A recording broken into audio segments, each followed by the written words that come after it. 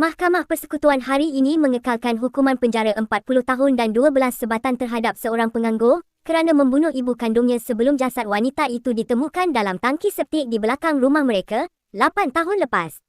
Panel 3 Hakim Mahkamah Persekutuan dipengerusikan oleh Ketua Hakim Negara, Datuk Seri Wan Ahmad Farid Wan Saleh menolak rayuan akhir Muhammad Firdaus Ismail, 37 tahun, bagi mengetepikan hukuman yang diputuskan oleh Mahkamah Rayuan pada 26 Ogos 2024.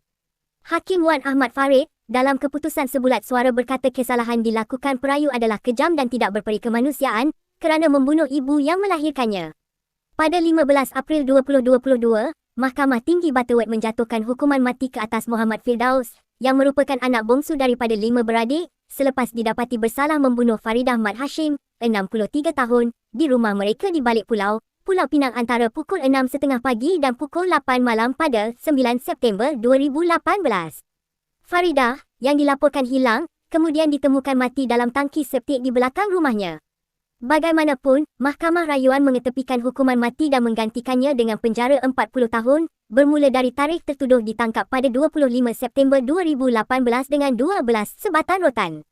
Terdahulu, Peguam Datuk Seri K. Kumaraindran memohon agar mahkamah mengurangkan hukuman atas alasan perayu telah insaf.